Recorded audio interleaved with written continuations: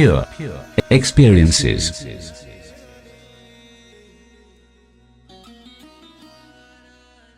Welcome to the voice version of my blog, Pure Experiences. You are listening to the article, The Extraordinary Gift of the Mind, Part 4, published on the 23rd of June 2016 by Tarun. Published on pureexperiences.blogspot.in. 13. Learning. The mind can form new structures and new programs via interactions with its environment. Learning is a result of action and perception engraving new structures in the mind. Learning results in new knowledge, and also affects subsequent actions and perceptions. Learning happens all the time, conscious or deliberate or unconscious and automatic. But learning takes place if a particular experience is repeated frequently, because repetition strengthens the mental structures. Impermanence ensures that less frequent exposures erase the impressions and knowledge formed, if any, aka forgetting. All experiences result in some kind of learning, however, novel experiences cause more learning. Obviously, when there are no structures, everything will tend to form a structure, and that becomes the base. When a baby is born, all his experiences are novel and an immense amount of learning happens, most of which is automatic. So now we can appreciate why it is necessary to learn things at a young age that cause positive outcomes. The experiences gained in childhood form a foundation, and that can result in anything from a sage to a criminal. The auto-learning fades with time, everything gets old, and eventually learning almost halts in old age. We have discussed learning before on the topic of programs. The kind of learning we are going to discuss here will be deliberate learning, and that's what I mean by this term henceforth. Auto-learning is not foolproof, it sometimes causes false or partial knowledge and forms beliefs. At some point one must step in and intervene in the process, make it more conscious and more aligned to one's path. When we learn deliberately, we can ensure that the knowledge we gain will be of some use, and will result in happiness and freedom rather than suffering. There is a choice in what one can deliberately learn. This is important because you do not want to waste your time in learning useless things. Learning takes resources and time, so it must be optimized. We will leave aside the question of learning skills that are related to mere survival, so choose anything that you are interested in and that which facilitates your journey, not hinder it. So what is there to learn? Simply speaking, learn that which you lack.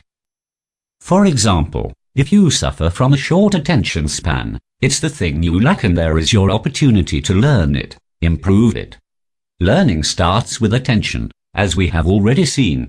So that needs to be sharpened before one can start learning something non-trivial. I recommend making a list of your shortcomings that are causing hindrances on your path and tackle them one or many at a time, whatever works. Prioritizing helps to weed out things that are less important. For example, learning to dance or to play an instrument can take years, should be of a lower priority than learning to control your anger or fear. The former will only amuse you while the latter will liberate you from suffering. Similarly, learning a dead foreign language is less useful for your survival than learning a programming language. Learning depends on interest, and if you are not interested in something, even if you know you lack it, then you will not pay attention to it and learning will not happen. Secondly, learning involves repetition, it takes time, and it is necessary to devote time. Not having time for self-improvement means that there will be no improvement. A teacher or books are very helpful. However, the information gained from them needs to be converted into experience in order for the learning to take place. Else you merely become a storage medium for information. Intellectual storage of information does not change one's behaviors or abilities. Journey towards the self is mostly a process of unlearning rather than learning. It is a deductive process. Knowledge acquisition causes dimming of the light of the self. Unlearning or destroying knowledge results in unveiling of the self. So why learn?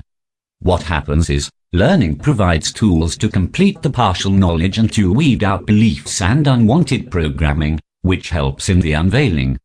The whole megastructure of the knowledge is then pushed aside and the self shines brightly, you included by the mind. There is no going back from here.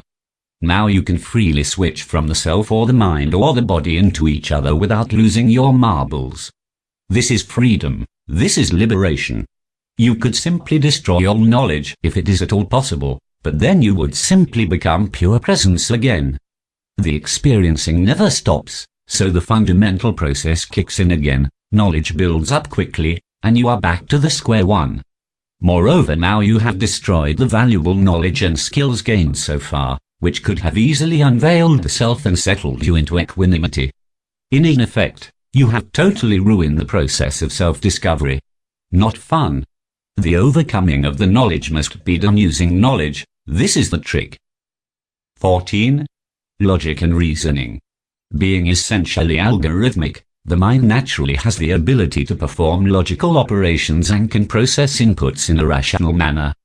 Performing logical tasks involve clearly defining meanings, rules and assumptions, premises and propositions, hypotheses and theories, defining the relations between entities, and drawing valid, verifiable, falsifiable and consistent conclusions.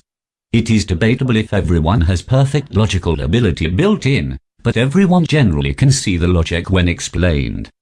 This should not be a surprise because understanding, as discussed before, is based on logic and reasoning. The mind has a natural tendency to understand, given its primary task is creation of knowledge and understanding. Rational thinking is one of the greatest achievements of human mind. All mathematics and sciences are a result of it. Sound logic is the foundation of mathematics and sciences. There should be no doubt that logic is of utmost importance in the study of the self too. Without logic and reasoning, we are destined to be lost in the never-never land of the self and the mind. Logic is like a bright torch that shows us the way. Adopt logic and discard the illogical. That said, logic and reasoning has some limitations because the mind is limited, and mere logic cannot provide you any knowledge.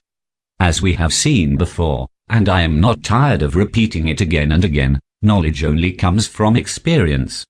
What logical ability can do is, it helps us to organize the knowledge and provide clear and consistent understanding of the matter under scrutiny. That's all it does. But that's of immense importance, because without understanding, there is really no value of knowledge. Once there is an experience, it is organized into structures called knowledge by the fundamental process, which being evolutionary in nature, produces algorithmic structures. So logic is embedded into the fabric of the mind. It's no surprise that electronic logic circuits can perform the same logical tasks that we can. They are essentially the same. The physical world is also a product of the fundamental process, and is very well organized with clear rules. We study these rules under physics, and again, not surprisingly, the physical rules are logical and algorithmic, mathematical in nature, just like the mind, especially the rules of macro world, a statistical result of probabilistic micro world. So that answers the age-old questions like, why human minds are capable of logical reasoning? And why does physical world conform so nicely with mathematical models? Well, they are essentially the same. The mind does a good job of creating understanding using its built-in logic, but when the knowledge is partial, it tends to make errors and forms beliefs instead, that totally fail the test of validity and consistency. Sometimes the survival-related programs get hold of it all and produce a totally illogical result. However, it is only apparently so. Mind never makes a mistake. It does perfectly the thing that must be done. So if it thinks that it is more important to preserve itself or the body, it produces perfectly logical results that are consistent with the survival issue it is facing. For example, buying a lottery ticket is an irrational act, borderline stupidity, given the odds of winning. So why do people buy the tickets? Mind, being logical like a computer, should instantly spit out the result that the odds are negligible, and should abort that act, but it does not do that, if left to itself. What the mind is doing here is answering the question, do you want money or not, a million of it? Instead of answering the question, What are the odds of winning here, and should I go and work hard to earn instead? The logical answer to the question, first one, is of course yes, and so the act follows. The person thinks that what he is doing is optimal, when in fact, his mind is in grip of a survival program, of which he is totally unaware of. Another example that is more social than mathematical is as follows. Many people, usually young ones, prefer to marry a beautiful person instead of a compatible person. Sounds like an illogical decision. Yes, it is, but that is not because the mind is not working logically, it is because the mind is processing a survival instinct, aka program, and it is doing it logically. It cannot do it in any other way. What happens is that physical beauty, being an indicator of good genetic makeup free from diseases and flaws, an indicator of perfect health, is being perceived as a good chance of reproduction and eventual survival of the offspring. This program, as you can guess, is deeply buried in the mind. It is a result of millions of years of experience with what works best. Beauty is a reflection of perfection in our minds. Therefore it is perfectly logical for the mind to go for it. Of course, it may not result in a happy married life, because that was not the concern of the mind. It gave a 100% weightage to survival. Ah, so where is the trouble then? The trouble is that one is not engaging his logical ability consciously, and the programs in the mind get a free rein. Again, we see the importance of being conscious and aware. Mere logical ability is of not much use, it has to be aligned with your goals, your path. A perfectly logical decision is not a guarantee of perfect happiness or freedom.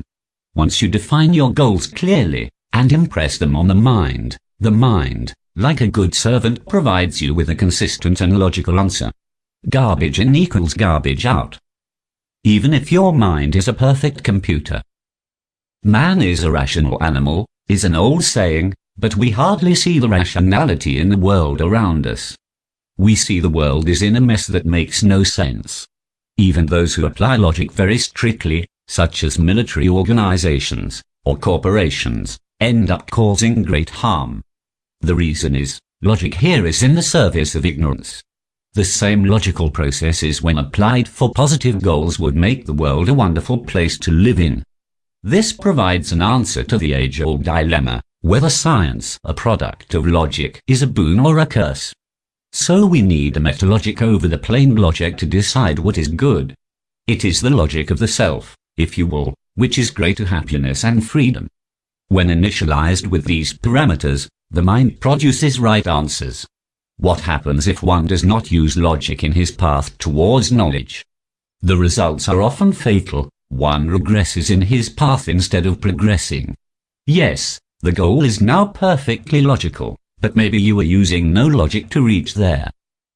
For example, some people, while they correctly set the goal for greater knowledge, fall into the trap of rituals, believing that the rituals or magic sounds etc. are going to bring them knowledge. It is a case of failure to apply logic. One must understand, first and foremost, what knowledge is needed exactly. Then what ways are possible to get it, what experiences will provide it, and what reasonable experiments can be arranged to get that experience. The results, when analyzed and seen logically, should be consistent and verifiable, else your process does not work. It may feel good for a while, but soon you will lapse into suffering. People do not do it, simply because it is too much work. It is a hard task to learn to think logically and clearly, to learn the skill of critical thinking and to apply it in one's practice. It is easy to believe in a ritual and perform it mindlessly. It is a must that one sharpens the skill of logical and rational thinking, seeing clearly its benefits and its limitations. Build up a metalogic to govern the goal-less process of pure logic, and give it a direction that is aligned with your path.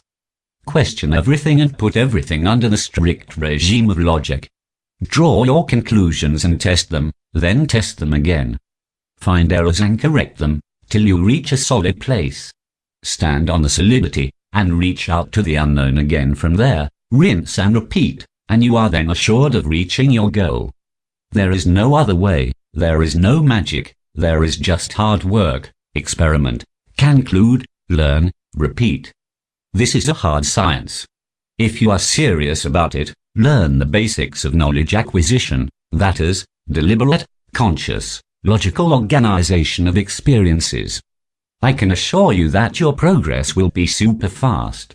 Once the premise is set, new statements can be derived from it via logical operations.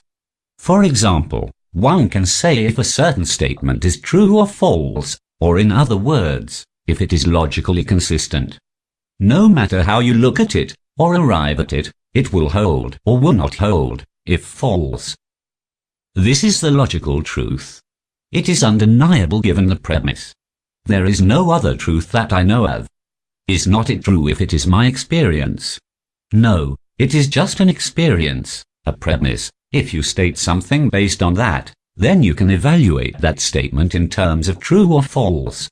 It is absurd to call an experience as true or false. It just is. It forms the basis from which true or false statements can be derived.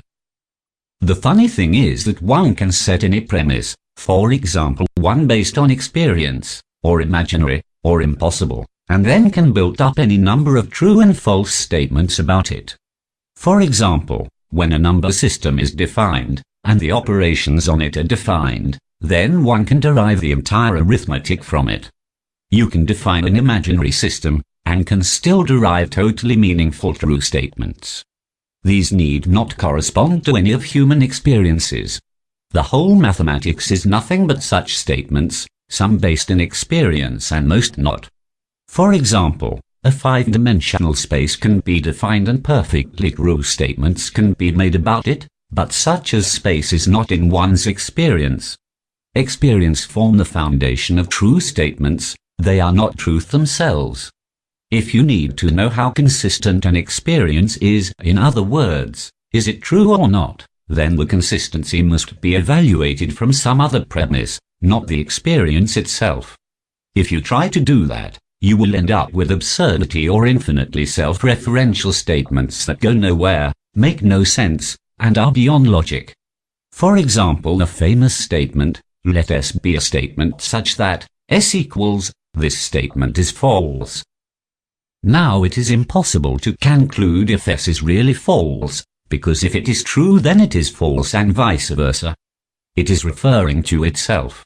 What are some other things that refer to themselves?